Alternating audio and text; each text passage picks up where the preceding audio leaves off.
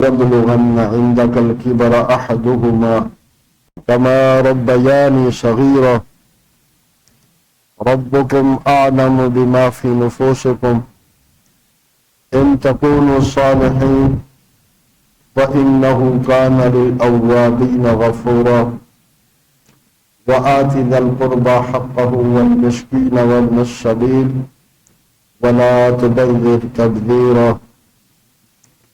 إن المبذرين كانوا إخوان الشياطين وكان الشيطان لربه كفورا فقال النبي صلى الله عليه وآله وسلم الجنة تحت أقدام الأمهات صدق الله وصدق رسوله النبي الكريم الأمين۔ اللہ جل جلالہ کا بے حد فضل اور احسان ہے جن کے کرم سے کچھ لمحے اس مبارک وقت اور جگہ پہ حاضری کی توفیق ملی، اللہ اس کو قبول فرمائے۔ اللہ تعالی حق سچ کہنے، سننے اور عمل کرنے کی اور دعوت دینے کی توفیق عطا فرمائے۔ انسانی زندگی چند روز کی ہے اور پھر جو کچھ اس دنیا میں اور آپ کر کے جائیں گے وہی آخرت میں پائیں گے۔ فمن يعمل مثقال ذرة خيرا يره ومن يعمل مثقال ذرة شرا، جو چھوٹی سے چھوٹی نیکی کرے گا وہ بھی پا لے گا اور چھوٹی سے چھوٹی برائی کرے گا وہ بھی وہاں پا لے گا۔ کامیاب لوگ وہ ہیں جو اس چند روز کی زندگی میں اپنی خواہشوں کو اللہ اس کے رسول صلی اللہ علیہ وسلم کی خواہش میں مٹا دیتے ہیں، اور انسان پر تکمیل ایمان کے وقت ایک کیفیت ہوتی ہے کہ وہ اللہ اور اس کے رسول صلی اللہ علیہ وسلم کی رضا پر راضی ہو جاتا ہے۔ چند روز کی زندگی کو سنوارنے کے لیے بہت سے لوگ اپنی خواہش پر چلتے ہیں اور پھر ایک دن وہ خواہشیں بھی ختم ہو جاتی ہیں، خواہش والا بھی ختم ہو جاتا ہے، اور دانا لوگ چند روز اپنی خواہش اور مرضی کو اللہ اور اس کے رسول صلی اللہ علیہ وسلم کی مرضی میں مٹا دیتے ہیں، سمجھ آئے پھر بھی مانتے ہیں، نہ سمجھ آئے پھر بھی مانتے ہیں، سمجھ آئے پھر بھی مانتے ہیں، نہ سمجھ آئے پھر بھی مانتے ہیں۔ تو ان لوگوں کو کہا جائے گا کہ اب وَلَكُمْ فِيهَا مَا تَشْتَهِي أَنفُسُكُمْ وَلَكُمْ فِيهَا مَا تَدَّعُونَ، اب جو تم چاہو گے وہ ہوتا رہے گا، جو مانگو گے وہ ملتا رہے۔ تھوڑے سے وقت میں، تھوڑی سی زندگی میں اگر اس نے اللہ کو خوش کر لیا تو پھر ہمیشہ ہمیشہ کی زندگی میں اللہ تعالیٰ اس بندے کو خوش کریں گے۔ تو ہر حکم کا خیال رکھنا چاہیے، اس وقت میرے لیے اللہ تعالیٰ کا کیا حکم ہے، اس لیے میں اس وقت میں میرے لیے اللہ رب العالمین کا کیا حکم ہے۔ کہ جو آیتیں تلاوت کی ہیں ان آیتوں میں ماں باپ کے کچھ حقوق کا ذکر فرمایا، اور عجیب انداز سے وَقَضَىٰ رَبُّكَ، تیرے رب نے یہ فیصلہ کر دیا ہے، تیرے رب نے یہ فیصلہ کر دیا، یعنی اللہ اپنا فیصلہ سنا رہے ہیں کہ میرا فیصلہ کیا ہے، لا تعبدوا الا اياه، عبادت صرف کس کی کریں گے، کس کی؟ عبادت صرف اللہ کی۔ اور دوسرا تیرے رب کا فیصلہ یہ ہے وَبِالْوَالِدَيْنِ إِحْسَانًا، ماں باپ کے ساتھ حسن سلوک کریں۔ وَبِالْوَالِدَيْنِ إِحْسَانًا، ماں باپ کے ساتھ حسن سلوک، احسان، احسان کسے کہتے ہیں؟ ہمارے ہاں تو کہا جاتا ہے کہ نیکی کے بدلے میں نیکی ہے، یہ تو عمومی فضا ہے، یہ حکم ہے نیکی کے بدلے میں حکم کریں۔ لیکن صحابہ کرام علیہ رضوان نے نبی کریم صلی اللہ علیہ وسلم سے پوچھا، کیا خوش نصیب تھے جو مسئلہ ضرورت پڑتا فوراً پوچھ لیتے۔ عرض کی حضور لوگ ہمارے ساتھ نیکی کرتے ہیں، ہم بھی ان کے ساتھ نیکی کرتے ہیں، ہم بھی ان کے ساتھ، تو کیا یہ نیکی ہے؟ آپ نے فرمایا نہیں، یہ نیکی کا بدلہ ہے، یہ نیکی کا بدلہ ہے، نیکی نہیں۔ نیکی یہ ہے کہ وہ تیرے ساتھ برائی کرے پھر بھی تو بھلائی کرے۔ آج بہت سارے لوگ جب ماں باپ بوڑھے ہو جاتے ہیں ان کی نیکی کو بھول کر اپنے ذہن میں جو بنائی ہوئی باتیں ہوتی ہیں وہ سوچتے ہیں میرے ساتھ یہ جاتی، میرے ساتھ یہ جاتی۔ اللہ کیا فرما رہے ہیں؟ اس لیے فرما وَبِالْوَالِدَيْنِ احسانا، تم نے یہ نہیں دیکھنا انہوں نے تمہارے ساتھ کچھ کیا ہے یا نہیں کیا، تمہیں احسان کرنا ہے۔ اور کیوں کرنا؟ میرے اللہ کو حکم ہے اور اس میں میرے اللہ کی رضا ہے۔ نبی کریم صلی اللہ علیہ وسلم سے ایک بندے نے آ کر سوال کیا، اللہ کے حبیب میرے لیے ماں باپ کے متعلق کیا حکم ہے؟ ماں باپ کے متعلق کیا حکم ہے؟ فرمایا وہ تیرے لیے جنت کے 2 دروازے ہیں یا جہنم کے 2 دروازے؟ تیرے لیے وہ جنت کے 2 دروازے ہیں، جہنم کے 2 دروازے۔ جس طرح آپ نے یہ فرمایا کہ جنت ماں کے قدموں کے نیچے ہے، یہ بھی فرمایا اللہ کی رضا باپ کی رضا میں، اللہ کی خوشی باپ کی خوشی میں ہے، اور اللہ کی ناراضگی باپ کی ناراضگی میں۔ باپ خوش ہے تو اللہ بھی خوش ہے، باپ ناراض ہے تو اللہ بھی ناراض ہے۔ اللہ اکبر۔ ایک دوسرے مقام پر ارشاد فرمایا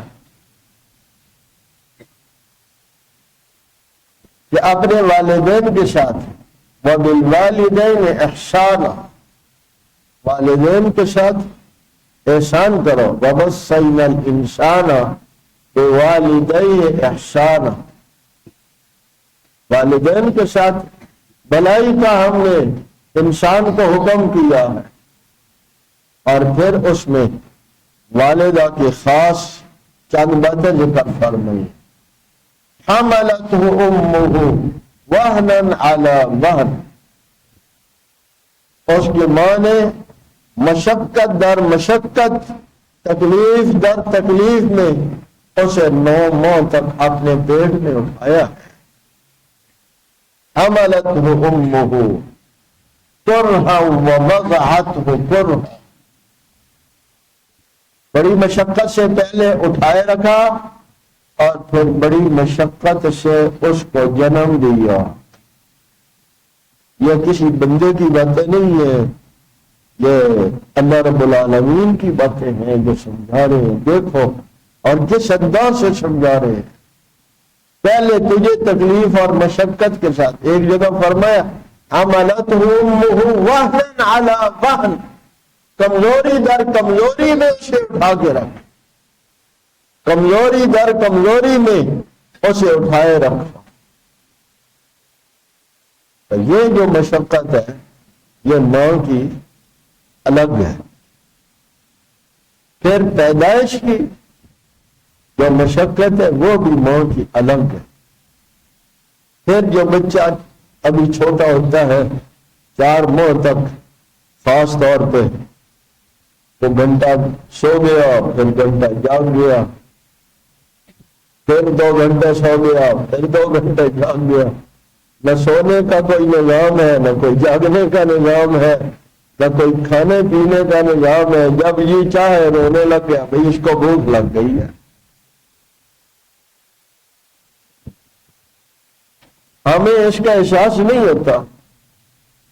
یہ اس ماں سے پوچھو جس نے وہ مشقت کے ایام ایک ایک بچے کے لیے کیسے اٹھایا. نیند کی قربانی ہے، اپنے کھانے پینے کی قربانی ہے. وہ بھی ہمارے بیٹے حج پہ گئے تو وہ بچی ہمارے پاس تھی. وہ روزانہ رات 1:30 بجے ہمیں ابھی سوئے آنکھ لگی وہ اٹھ جاتی ہے. آپ وہ شور میں جاتی ہے لائٹ جلاؤ. تو 4 ماہ کیا تو وہ شور کرتی ہے. اب سمجھ آ گئی یہ کرتی ہے لائٹ جلا، لائٹ جلائی انسرے لگ جاتی ہے. اب ہم لیٹتے ہیں تو وہ روتی ہے بھائی میرے ساتھ باتیں کرو. اب اندازہ ہوتا ہے کہ ماں کس قدر قربانی کے ساتھ پہنچ. آدھا کھانا کھایا ہے بچے نے رونا شروع کر دیا. اب وہ بھاگتی ہے فیڈر بڑھا کے لاؤ چلام اس کو پلاؤ. اور یہ جوان ہو جاتا ہے تو کہتا ہے میرے لیے کیا گیا ہے. ذرا اس طرح ڈیوٹی دے کر دکھاؤ نا 4 مہینے بھلا صرف 10 15 20 دن کے بعد ماں اگر باپ ہسپتال میں ہو یا گھر میں تو کہتا ہے دعا کراتا ہے دعا کرو اللہ میری موت رحم کرے. کیا مطلب؟ اور اللہ اس کو اٹھا لے اور میں اپنے کام میں لگوں. آئے ہے میرے پیاروں، کفر میں تو یہ باتیں تھیں لیکن دردناک بات یہ ہے کہ ہم میں بھی ہماری اولادوں میں بھی یہ باتیں آ گئی. تکلیف دہ چیزیں ہیں. کس قدر کہ جس ماں باپ نے یعنی اللہ کا حکم اور اللہ کے حبیب صلی اللہ علیہ وسلم کا حکم اپنی جگہ پر ہے اور احسان ان کا اپنی جگہ. تو میں نے کہا 3 باتیں ایسی ہیں جو ماں نے خاص طور پہ اٹھائی مشقت کی. پہلے اس کو پیٹ میں اٹھائے رکھا اور پھر آخری ایام میں عورت سکون سے کسی ایک کروٹ نہیں سو سکتی اور اسے محسوس ہو کہ اس سے میرے پیٹ کے بچے کو تکلیف ہوتی ہے تو راحت اپنی نہیں بچے کی راحت کے لیے کروٹ بدل لیتی، چت لیٹتی ہے، اٹھ کے بیٹھ جاتی ہے. اور یہ جوان ہو گیا تو کیا کہتا ہے اماں آپ کو سمجھ ہی کوئی نہیں. کہتے ہیں کہ 3 باتیں میں عرض کر رہا ہوں. پھر جو مشقت ہے ولادت کی، حدیث پاک میں ہے جو عورت بچے کی ولادت کے وقت میں فوت ہوتی ہے اسے مقام شہادت نصیب. اور پھر جب اس کو سمجھ کوئی نہیں مانگ سکتا نہیں ہے ہر کام میں اس کا رونا ہے. اب وہ ماں ہی سمجھ سکتی ہے. میں نے کہا کیوں رو رہی ہے؟ اور کہتے اس کے کان میں درد ہو گیا. میں نے کہا کمال ہو گئی ہوگی ماں ہی ہوتی ہے. بھائی چپ کیوں نہیں کر رہی؟ کہتی ہے سارے کام کر رہی ہے مجھے لگتا ہے اس کے پیٹ میں کوئی درد ہے، پیٹ میں درد ہو رہا ہے، اس کی دوائی دو بھائی. اور یہ جوان ہو گیا. 3 باتیں کمال ہیں. میرے حبیب صلی اللہ علیہ وسلم کے پاس ایک بندہ آیا، اس نے عرض کی حضور من ابر میں سب سے زیادہ کس کے ساتھ بھلائی کروں؟ محبوب کریم صلی اللہ علیہ وسلم نے فرمایا اموں کا، اپنی ماں سے کرو. پھر اس نے کہا ثم من، حضور اس کے بعد کس سے؟ فرمایا اموں کا، ماں کے ساتھ. پھر اس نے پوچھا ثم من، اس کے بعد کس کے ساتھ؟ تیسری بات بھی میرے حبیب صلی اللہ علیہ وسلم نے فرمایا اموں کا، ماں کے ساتھ. علماء نے لکھا ہے کہ ماں کی ان 3 مشقتوں کے بدلے میں، ہر مشقت کے بدلے میں مصطفیٰ کریم نے ہر بار کہا کہ تو ماں کے ساتھ بھلائی. جب 4تھی بار اس نے پوچھا، وہ بھی تو حضور کا شاگرد تھا نا بھائی ہے، پھر پوچھا من ابر رو، پھر کس کے ساتھ؟ فرمایا ابو کا، اپنے باپ کے ساتھ. معلوم ہوا جس معاشرے میں ہم رہتے ہیں تو معاشرے میں سب سے زیادہ اللہ اور اس کے رسول صلی اللہ علیہ وسلم کے بعد ماں کا حق ہے اور پھر باپ کا حق ہے، اور یہ وہ حق ہے جو ادا کریں گے تو دنیا بھی سنورے گی، آخرت بھی سنورے گی، نہیں ادا کریں گے تو دنیا بھی خراب ہو جائے گی۔ نبی کریم صلی اللہ علیہ وسلم کے ایک صحابی ہیں حضرت عبداللہ بن اوفا رضی اللہ تعالیٰ نے، وہ فرماتے ہیں ایک دن ہم بیٹھے ہوئے تھے تو پیغام آیا کہیں سے کہ آپ کا فلاں صحابی جو ہے وہ بیمار ہے، حالت نزع میں ہے۔ پیغمبر علیہ الصلوۃ والسلام اٹھے تو ہم بھی ساتھ ساتھ چلے گئے۔ حضرت عبداللہ بن اوفا کہتے ہیں ہم بھی ساتھ ساتھ چلے گئے تو وہ حالت نزع میں تھا۔ تو حالت نزع میں کیا کرنا چاہیے؟ بھائی کوئی حالت نزع میں تو کیا کرنا چاہیے؟ اس کے پاس کلمہ پڑھنا چاہیے۔ کیا کرنا چاہیے؟ ہم پڑھتے ہیں، ہم تو رونا پیٹنا ڈال دیتے۔ اللہ اکبر، اور حکم ہے لقنوا موتاکم بالشہادہ بقول لا الہ الا اللہ، تو ہمیں اجازت نہیں ہے کہ ہم اسے کیا کلمہ پڑھو، ہم کیا کریں؟ اس کے پاس خود کلمہ پڑھیں، ہمیں اجازت نہیں ہے۔ لیکن حضور تو حضور تھے، رسول اللہ تھے، رسول اللہ تھے، آپ نے فرمایا کلمہ پڑھو۔ اس نے کہا مجھے اس کی ہمت نہیں ہو رہی۔ کون ہے؟ صحابی رسول ہے، مدینہ طیبہ کا رہنے والا ہے، ذرا مقام دیکھ، حضور مجھے اس کی ہمت نہیں ہو رہی۔ آپ نے پوچھا اس کی والدہ ہے؟ جی ہے۔ آپ نے اس کی والدہ کو بلایا، آپ نے فرمایا اپنے بیٹے کو معاف کر دو۔ اس نے کہا اس نے مجھے بڑا ستایا ہے۔ کیا ستایا ہے؟ نوجوانوں سنو، کیا ستایا ہے اس نے آپ کو؟ اس کی بیوی اور میرے درمیان میں ان بن رہتی تھی تو یہ میری بات پر اپنی بیوی کی بات کو ترجیح دیتا تھا۔ ماں کو مارا نہیں ہے، گالی نہیں دی۔ آج تو کہتے ہیں، بچے کہتے ہیں ماں تو میرا گھر نہیں بسنے دیتی۔ ہاں آپ تو بتاتی ہے بھائی مائیں، یہ اسی ہفتے میں کتنے لوگوں نے اولاد کی نافرمانی کی داستانیں سنائی۔ تو میں نے میرے دل میں ڈالا چلو ہم اپنے ماحول میں تو اپنے ساتھیوں کو بچوں کو سمجھائیں یہ معمولی گناہ نہیں ہے، تم سمجھو گناہ بڑا گناہ ہے، یہ ماں باپ کی نافرمانی ان سارے گناہوں سے بڑا گناہ ہے۔ تو پیغمبر علیہ الصلوۃ والسلام کو اس نے کیا شکایت کی؟ میری اور اس کی بیوی کی ان بن ہوتی تھی تو یہ میری بات کو نہیں اپنی بیوی کی بات کو ترجیح دیتا تھا۔ حضور نے فرمایا چل اسے معاف کر دے۔ اس نے کہا نہیں، بڑا دل دکھایا اس نے، معاف نہیں کروں گی۔ رسول اللہ بھی تو رحمت والے تھے نا، رحمت للعالمین تھے۔ آپ نے لکڑیاں منگوائی حضرت بلال سے، بلال جلدی سے لکڑیاں جمع کرو۔ لکڑیاں منگوائی، آگ لگا دی، کہا دیکھ آپ کے بیٹے کو ہم اس آگ میں ڈالیں تو آپ اس کو بچانے کی سفارش کریں گی؟ یہ تو نہیں برداشت کر سکتی، تم تو ماں کو تانوں کی آگ میں جلا رہو، لیکن ماں تمہیں اس دنیا کی چھوٹی سی آگ میں بھی جلتا برداشت نہیں کر سکتی۔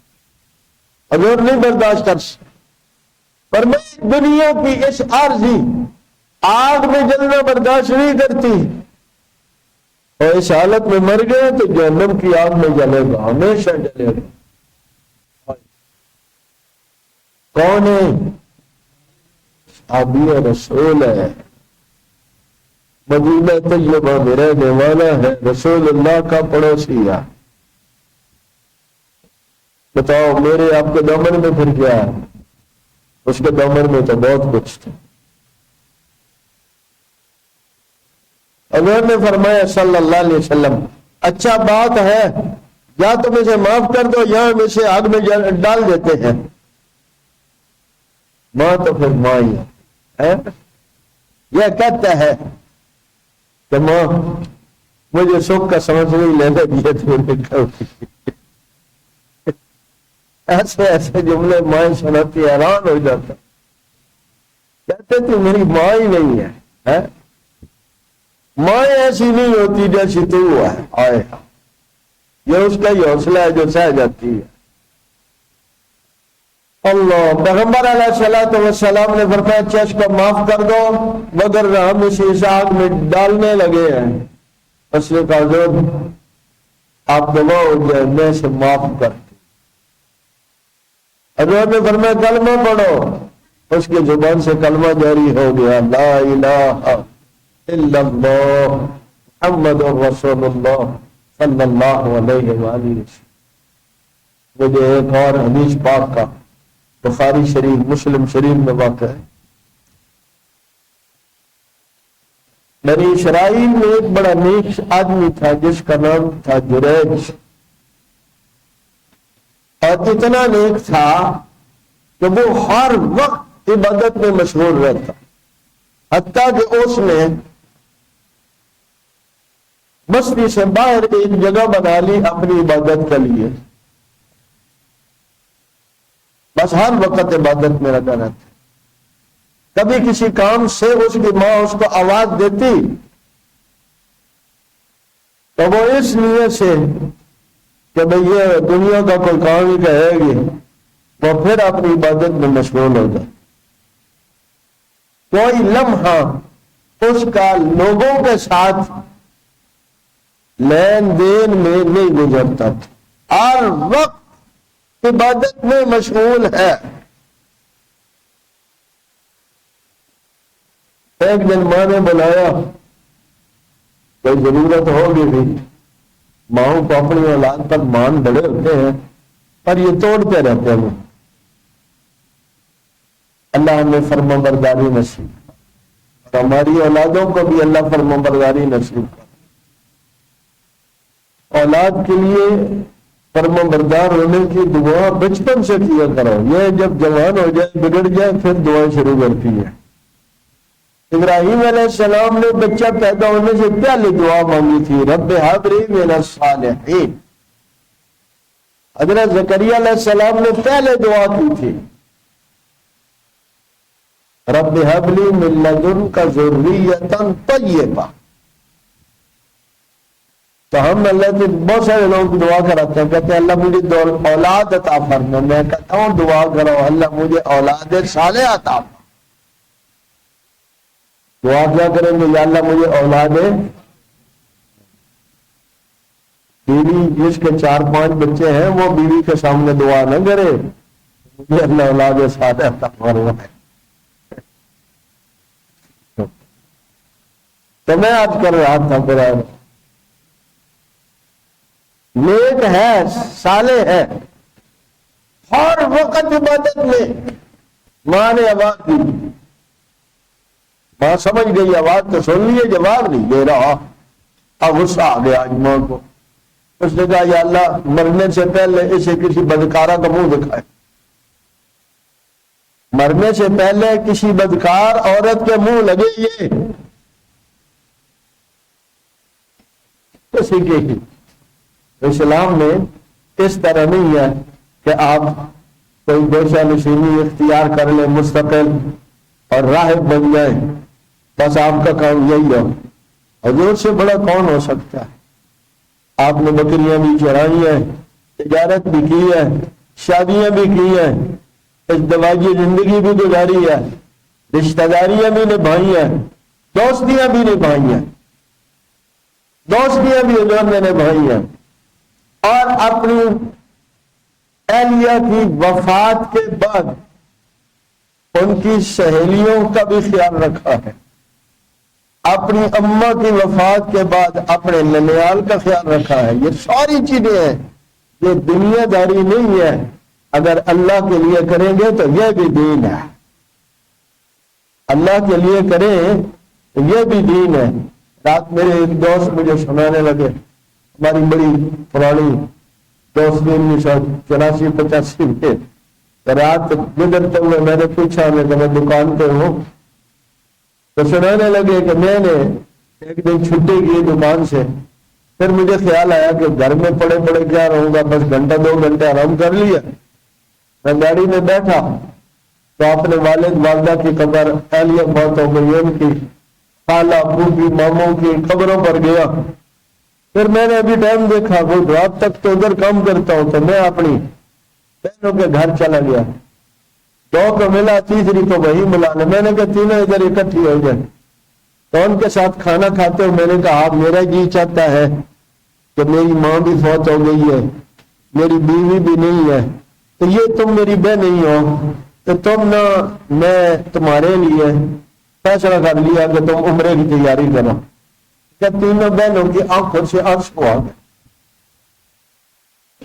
اور اتنی دعائیں دی، کہنے لگے یقین کرے میں یہ سمجھتا ہوں میرے دامن میں اور کچھ بھی نہ ہو تو میری وہ بہنوں کی جو خوشی کی دعائیں ہیں نا، میں سمجھتا ہوں میرا بڑا سہارا ہے، میرے دامن میں بہت کچھ آ گیا۔ اللہ ہمیں بھی یوں ہی اپنی رشتہ داریوں کا بھی خیال رکھنے کی توفیق عطا فرمائے۔ میرے پیاروں، چند روز کی زندگی ہے، اپنی خواہش سے نہ چلو، دیکھو اللہ کیسے خوش ہوتے ہیں، اور وہ صرف نماز، روزہ، ذکر، تلاوت یہ بھی بہت اچھی چیزیں ہیں، لیکن جو بندوں کے دلوں کو خوش کرنا ہے، ماں باپ کو خوشی دینا ہے، بہن بھائیوں کو خوشی دینا ہے، یہ ایک الگ ہی بات ہے۔